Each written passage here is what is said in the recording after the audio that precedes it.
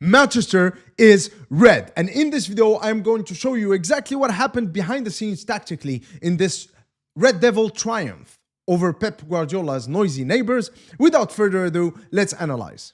Let's be clear here. This was a dominant display by Manchester United. There's absolutely no doubt over which team deserves to go home with the 3 points. Now, before we move forward with this video, it's very important for me to take a step back and go back in time, because those of you who follow this channel know that 2 days ago, I've posted a video showing how Michael Carrick might outplay Pep Guardiola's Manchester City. Told you so. It's very important for me to show you a clip of some of the things that I've said in that video, because they set the tone and the context of what I'm going to say next. In order to beat this Manchester City team, our game plan should focus on preventing them from exploiting the half spaces. It should also be built around baiting the press from Manchester City and then playing through that press in order to expose them in those areas. And of course, we need to play with courage. First, let's get started with how Manchester United defended, because the Red Devils have effectively frustrated Manchester City by blocking their main avenue in the build-up, which is Rodri. Basically, Michael Carrick has drafted the plan using 2 banks of 4 and then assigning Bruno Fernandes and Mbemu the role of man-marking Rodri and taking him out of the game. This meant 2 things. First of all, Manchester City could not really use Rodri as much as they wanted to in the build-up. And of course, everything passes through Rodri for Manchester City. But also the other side effect is that it kind of forced their more advanced midfielders, you know, the kinds of Bernardo Silva as well as Foden, Reinders and Sharqi later in the game, to actually drop deeper and get involved in the build-up. That meant that they were further away from our goal, therefore they were not really threatening. All of this meant that Manchester City's possession, even though they had more possession than us, was for the most part quite sterile. But this was not the only reason why Manchester United were quite resilient and secure defensively. The other reason is, as I've said in my previous video, Manchester City really loved to play in those half spaces. So it was absolutely crucial for Manchester United and for Michael Carrick to find a plan that enabled Manchester United to defend effectively in those spaces. And here Kobbie Mainoo has been absolutely instrumental because he was actually the shuttler, you know, the player who would move and shift with the ball in order to plug those half spaces. For example, here in the sequence, you see Kobbie Mainoo as the play is moving towards the right hand side. He's actually shifting with the play, and then here he's man marking Rico Lewis, taking him out of the game, ensuring that he doesn't receive the ball. The side effect of that is that the players who play on the left for Manchester United, the likes of Luke Shaw as well as Dorgu, they actually have license now to go and press with intensity. This was not the only sequence. The only reason why I picked this one is that in the same sequence, just 5 seconds after, as the play started shifting towards the left-hand side, in order to enable Casemiro to actually shift with the ball and to press and defend with intensity and with aggression, Kobbie Mainoo also drops into that area in order to prevent Manchester City from exploiting any gaps in midfield. So again, a great defensive performance from Kobbie Mainoo, similar to the one that he has given us in that FA Cup final against Manchester City.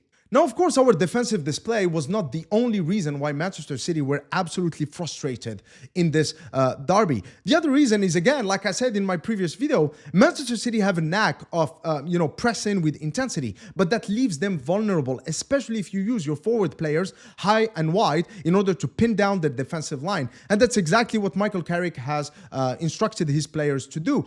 Players like Harry Maguire and Lisandro Martinez were actually quite effective at playing those line-breaking passes. Players like Dorgu, Ahmad and Mbemu were actually quite aggressive with their positioning every time we were in possession, thus ensuring that the Manchester City backline could not really get involved in the press. Lisandro Martinez, especially in this sequence, I mean, you could see that he's itching to get the ball, because you can already know that he has a plan. He knows exactly what to do with the ball. And of course, he used it effectively. He's been absolutely amazing in this game defensively, but also in terms of ball progression. This was not really ideal for Manchester City, because not only could they not really break us down, but also they had to contend with the fact that we could easily, play through them like a hot knife through butter and then put them in very vulnerable positions. So even though they were the team with the most possession, first of all, they could not do much with it, but also always in the back of their mind, they knew that at any moment we could break through. And finally, last but not least, the main reason I think we won this game doesn't really have much to do with tactics, but it's just the desire that the players have shown, the intensity that they have shown, but also the courage. The players played with courage. It's as if they had no pressure whatsoever, you know, and it's crazy to say that when you talk about Manchester United, but they played as if they had everything to prove, but also they had absolutely nothing to lose at the same time. It was really weird feeling, but I enjoyed it. I'm sure you guys did. There were plenty of examples. Every player has been absolutely amazing in this game. But I don't think that there is a sequence that really portrays what I'm trying to say more than this sequence by Kobbie Mainoo right here. This just shows how liberating this game was for many of the Manchester United players, and they gave us a memorable performance, and that's exactly why they won the game. All right, so like I said previously about Michael Carrick, this was exactly the performance that I wanted from him in the dugout, because this performance has been absolutely devoid of philosophy. This was not about what is the Michael Carrick system, what is Michael Carrick's vision of how football should be played. No, this was a realistic, a pragmatic, yet passionate and energized and electric performance from him from a tactical standpoint. Because what Michael Carrick has done is exactly what any manager in his position should do, which is identify the strengths and weaknesses of the opposition and draft out a strategy, a plan that aims to nullify their strengths and to expose as many of their weaknesses as possible. Now, I'm just happy that a lot of the things that I have identified in my previous video are things that Michael Carrick also deemed, crucial to Manchester United's chances of getting the 3 points. By the way, guys, about that, I'm planning now on making, pre-match tactical analysis videos like the one that I've done two days ago, where I kind of talk about how the opposition might line up and what could be the tactical solutions to some of their strengths and weaknesses, etc. But you have to understand, though, that puts me in a very vulnerable position, because in these kind of situations, if you're wrong, then obviously you're ridiculed and people are going to send comments and calling you a clown and all of that kind of stuff. But then if things turn out and work out well the way they did for us in this game against Manchester City, I'm going to take it. I'm going to bask in the glory, But I think this is an extremely important exercise, And so if you guys really enjoy these kind of videos, like the one I made 2 days ago, and then in the post-match analysis, we can look at how some of the predictions that I've made have unfolded, just let me know in the comment section below. Also, guys, another thing, please don't get used to this speed of uploads. I live in China.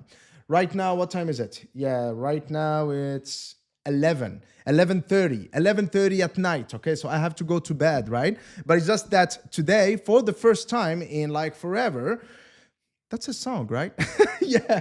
So for the first time, the football scheduling gods have been, clement and merciful to me, in that now I can watch the game and then, make a video and then upload it. It's a Saturday night, so I can sleep a little longer tomorrow. But, I'm trying my best, okay? So anyway, guys, I hope that you've enjoyed this video. I'm going to be posting another video tomorrow talking about other areas that I haven't talked about in this video.